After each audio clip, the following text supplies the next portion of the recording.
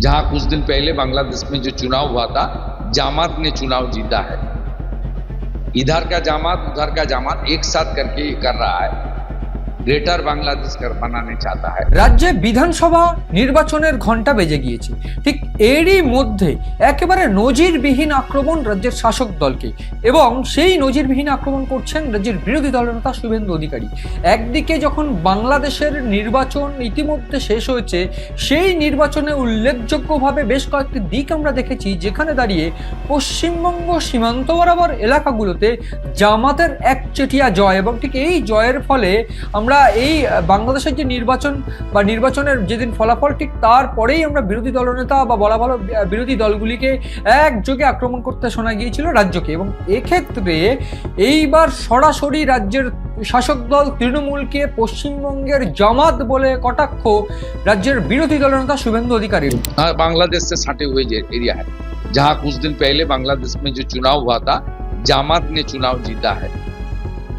इधर का जामात उधर का जामात एक साथ करके कर रहा है, ग्रेटर बांग्लादेश बनाने चाहता है। इसलिए ममता बनर्जी खुद वोट बैंक का तुष्टिकरण का लालच से 550 किलोमीटर एरिया बीएसएफ को फेंसिंग बनाने के लिए জমিন নেই দেওয়া হয়।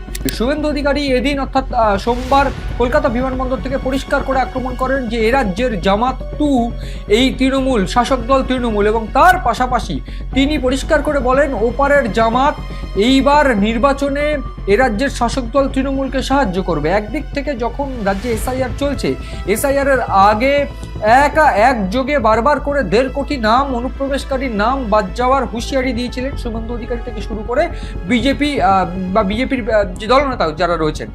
এই জায়গা থেকে দেখতে গেলে এই যে আক্রমণ, সেই আক্রমণ যে নজিরবিহীন তা বলা ভালো। তার কারণ প্রাথমিকভাবে জামাত ইসলামকে একটা মৌলবাদী দল হিসাবে এতদিন ধরে আমরা জানতাম, এবং ঠিক সেই মৌলবাদী দলের সঙ্গে রাজ্যের শাসক দল তৃণমূলকে কটাক্ষ করে যে চূড়ান্ত নজিরবিহীন যে আক্রমণ, সেই আক্রমণ কিন্তু এই মুহূর্তে দাঁড়িয়ে চাঞ্চল্য ছড়িয়েছে। তার পাশাপাশি যে ঘটনা অত্যন্ত উল্লেখযোগ্যভাবে বলতে হবে যে প্রাথমিকভাবে এই মুহূর্তে দাঁড়িয়ে রাজ্যের এসআইআর কিন্তু শেষ হয়ে গিয়েছে শুনানি পর্ব। ঠিক সেই এসআইআর শুনানি পর্বের পর 64 লক্ষ নাম, প্রায় 64 লক্ষের অধিক নাম বাদ যেতে চলেছে বলে কিন্তু প্রাথমিকভাবে মনে করা হচ্ছে। তার কারণ 58 লক্ষ নাম তারা মৃত, এবং তার মধ্যে 4.5 লক্ষ যারা কিনা শুনানিতে আসেননি। তার মধ্যে উত্তর চব্বিশ পরগনা এবং বিভিন্ন জেলা রয়েছে, কালিম্পং থেকে শুরু করে উত্তর চব্বিশ পরগনা জেলা, যারা 1,38,000 ভোটার নোটিশ পেয়েও যাননি।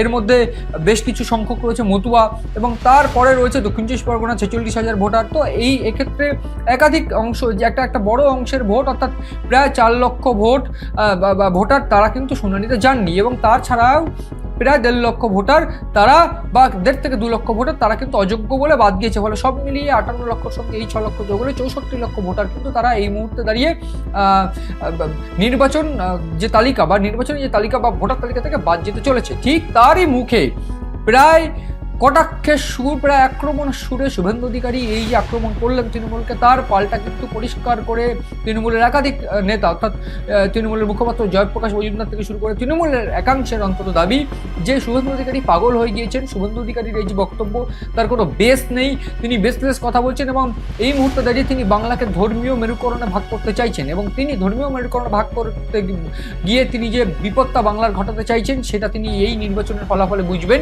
এবং তাকেও কটাক্ষ করে তৃণমূলের যে নেতৃত্ব রয়েছে তারা বলছেন, বা তৃণমূলের একাংশ বলছেন যে শুভেন্দু অধিকারী এই মুহূর্তে দাঁড়িয়ে কোথায় দাঁড়াবেন সেটা বুঝতে পারছেন না। ধর্মীয় মেরুকরণের চাল তিনি চালছেন যাতে করে কোনোভাবে একটা সেফ জোন বা সেফ জায়গা থেকে তিনি ভোটে লড়তে পারেন। ফলে সব মিলিয়ে এই শুভেন্দু অধিকারীর বক্তব্য যে তৃণমূলকে জামাত টু, এপারের জামাত টু বলে যে হুঙ্কার, যে আক্রমণ, সে আক্রমণ ইতিমধ্যে নজিরবিহীন বলে পরিণত, এবং তার পাশাপাশি শুভেন্দু অধিকারীকে পাল্টা যে আক্রমণ, এই আক্রমণ পাল্টা আক্রমণে এই মুহূর্তে দাঁড়িয়ে রাজ্যের বিধানসভা নির্বাচন বা বিধানসভা নির্বাচনের ঘণ্টা বেজে গেছে, এবং তা যে আগামীতে জমজমাট হবে বলে মনে করছে বিশেষজ্ঞ মহল।